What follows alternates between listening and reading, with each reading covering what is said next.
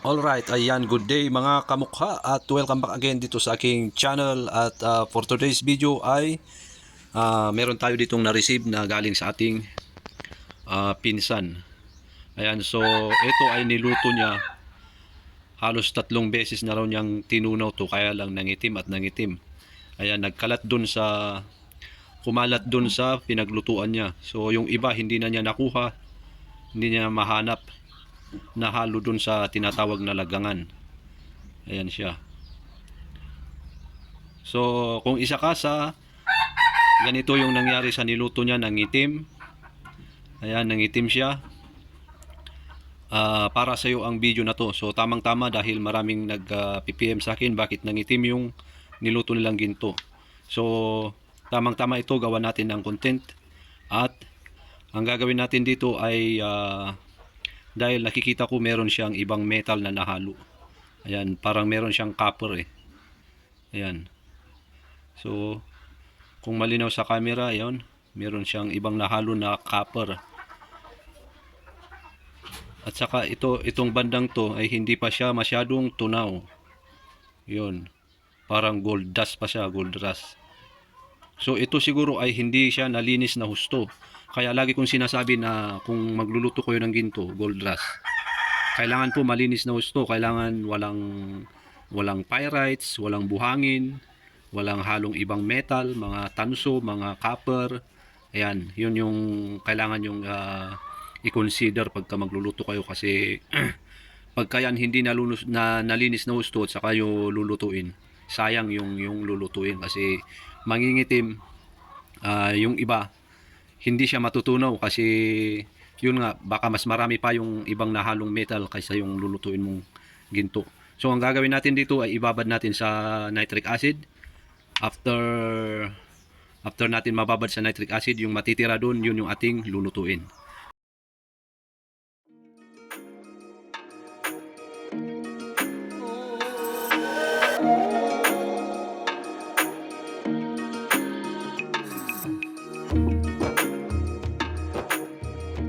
Okay, so antayin lang natin na ang pagbababad ng asido, anong tawag doon, pagka huminto na yung kulo niya, saka mo malalaman na tunaw na yung mga ibang metal. Pero pagka kumukulo pa rin siya, meron pang reaksyon, hindi mo pa siya pwedeng kunin. Ayan, so pasensya na at gulong-gulo kasi ako, ay malaki problema natin. Ayan, so ayan yung kanyang reaction. So ganyan siya, habang meron siyang pula na usok at malakas pa yung kulo niya, hindi pa siya pwede. So kailangan natin antayin na luminaw yan, mawala yung usok na kulay pula, saka natin kunin. Okay, so after 30 minutes saka tayo babalik, pwede na siguro yan.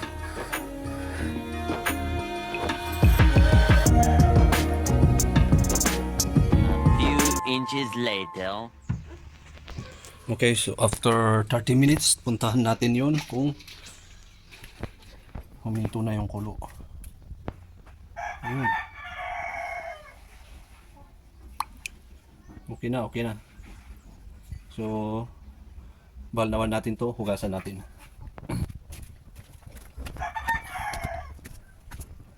Okay, pagka hinugasan natin to, lagi kong sinasabi na wag natin itatapon yung tubig nito, kasi yung tubig nito is andito yung silver at pwede nating i-recover yan pagka naipon yung tubig nito. Okay, balnawan natin ng tubig.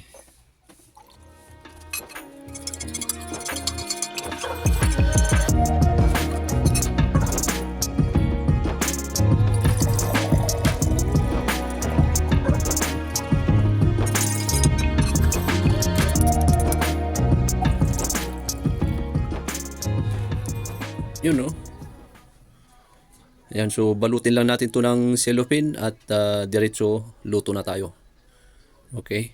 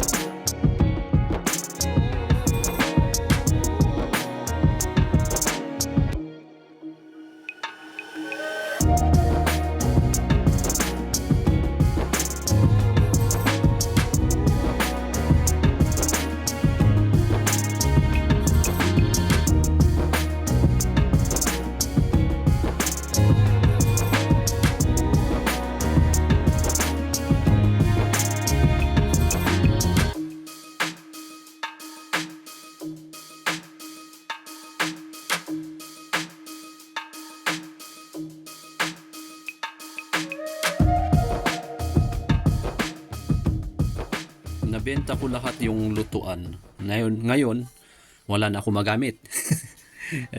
Tingnan niyo pinaglutuan oh. Meron pa mga tumalsik oh. Ang dami oh. Pero ito hindi naman tumasasayang kasi ayun oh, marami pa.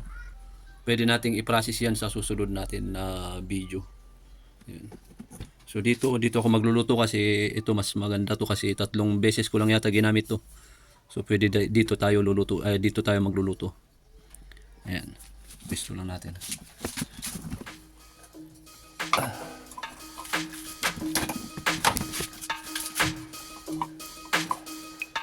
Okay, ganun.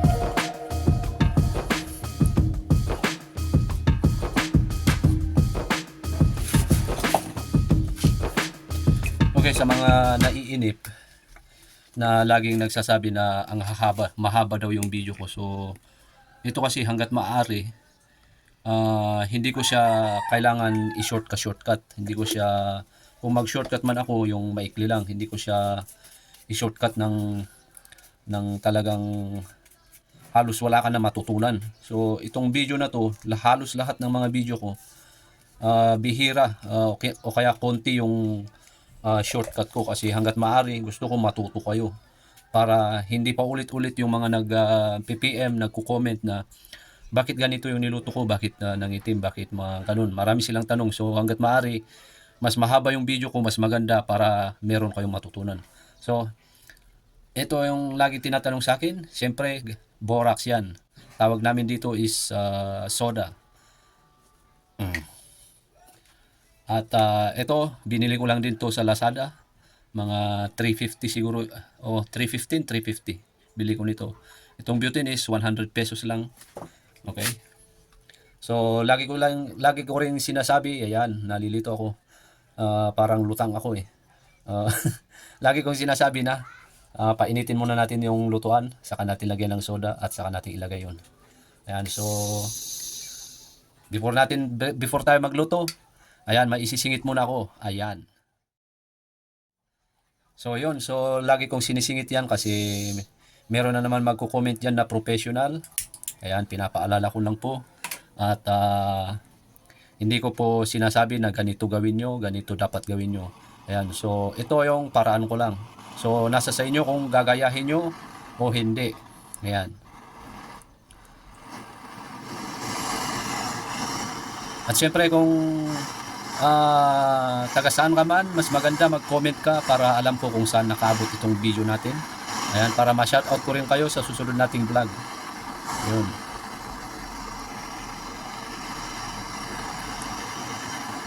Pag nagpapainit tayo ng lutuan, kahit malakas na apoy yung gagamitin natin, okay lang din kasi wala pa naman dyan yung lulutuin natin. Nagpapainit pa tayo.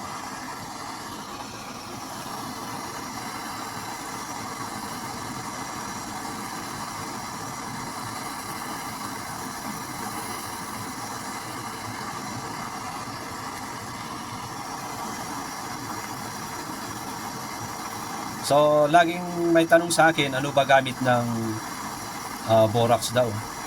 So, ito lagi ko naman sinasabi sa mga video ko, pero uulitin ko na rin para sa mga hindi nakakaalam.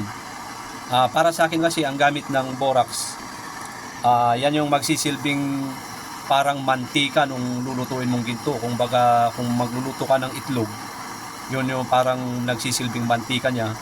At syempre, ang borax is ang gamit talaga niyan is para mabilis o kaya madali matunaw yung ginto. Ang iba sabi para kumintab daw yung ginto. Yan. So yun, natunaw na yung ating borax na ilagay na natin yung ating lulutuin. At syempre, hinaan na natin yung ating apoy na gagamitin.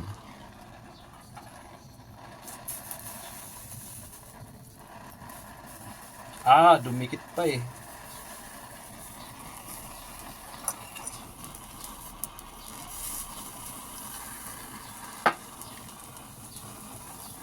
Ayan, so ganyan lang siya kahina yung apoy na gagamitin nyo para hindi siya hindi liparin ng malakas na apoy yung gold dust na yung lulutuin. Kasi yan kasi is pino siya eh. Pino siya na buhangin. So kung malakas na apoy yung gamit mo pagluto, ibubuga niya yan. Tatalsik niya yan. So meron ka rin maririnig na pumipitik-pitik pagka minsan na gano'n na malakas yung tubig na yung apoy, apoy na yung ginagamit. So dito sa part na to, ito i-shortcut natin to kasi dito sa part na to is medyo matagal siya dahil aantayin natin paunti-unti siyang natutunaw eh. Pagka unti-unti siyang natutunaw, saka natin dagdagan yung apoy na gagamitin. Ayan, so kung mapapansin nyo is unti-unti na siya nagbabaga. Pero hindi pa yan tunaw po talaga. Ayan, sa paglagay ng borax is paunti-unti lang, hindi maramihan.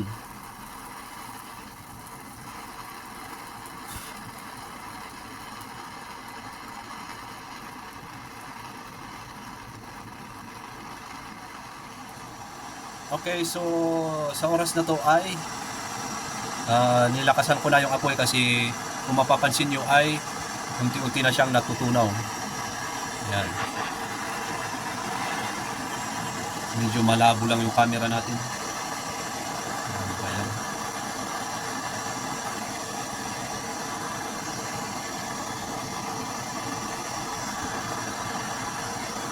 Ba't malabo?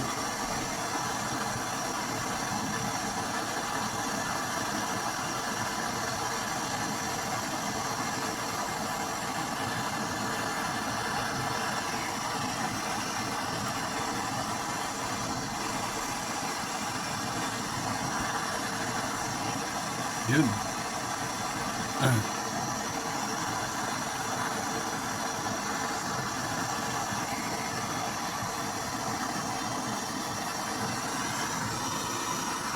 Okay, pagka huminto yung pagkulo na, saka yun yung anong tawag doon, sinyalis na luto na yung ginto. Kasi pagka kumukulo pa siya, umiikot siya, hindi pa siya luto.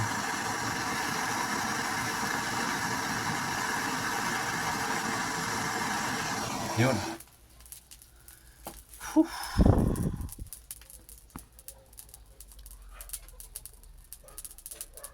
Malabo talaga na yung camera ko.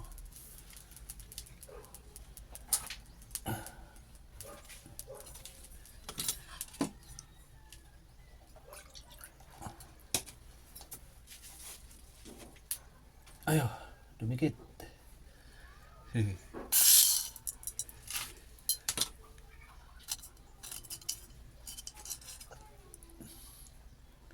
Yun o, medyo may pagkaputi.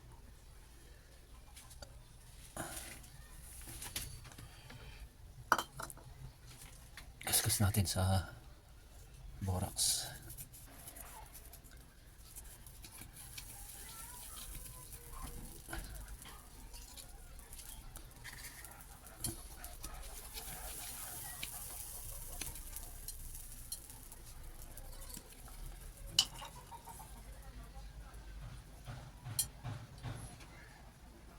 Yan, pwede na.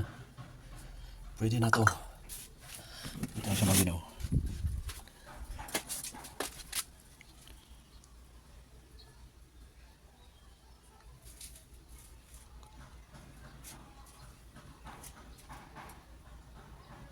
Yun, so okay na to. Timbangin na natin kung ilang grams.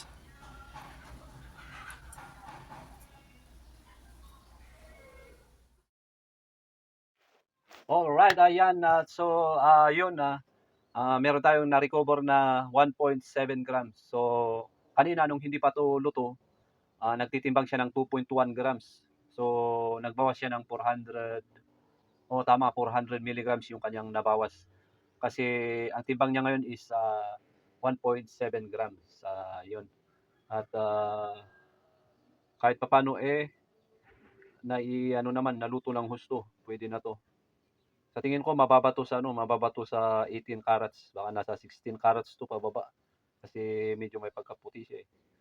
Ayan, so sana nasagot ko yung mga lagi nag-PM sa akin na bakit nangitim, bakit wala akong natunaw. Ayan, so ang lagi nyo pong i-consider o kaya lagi kong sinasabi, before nyo lutuin yung gold dust nyo, kailangan pong linisin niyo muna yung buhangin na nahalo, linisin niyo yung mga metal na nahalo, mga pyrites, ayan. So kailangan malinis po muna, mga black sand, ayan. Linisin niyo muna. Mas maganda kung ibabad niyo sa nitric acid kasi ang nitric acid kasi ay yung ginto lang yung hindi niya kayang tunawin. Ginto at saka ano yun, stainless. Ayan. Yan lang yung hindi niya kayang tunawin, yung nitric acid. So, para makasiguro kayo, ibabad nyo sa nitric acid. Nitric acid na 98%. Pagka yung bibilhin nyo kasi 68% o kaya 70% pababa, hindi niya kaya, matagal. Mas maganda 98%. Gaya ng ginagamit ko, 98% yun, kaya malakas siya. Ayan, so yun. Dito ko natatapusin tong video ko at maraming salamat sa mga nanood dyan. At kung nagustuhan mo mga video na aking ina-upload, pa-subscribe na lang dyan at syempre para mas lalo kang updated sa mga video na aking ina-upload. Merong bell icon dyan. Mas maganda i-click mo yung bell icon dyan para mas updated ka. Ayan, so maraming salamat at kita-kits sa ating susunod na video.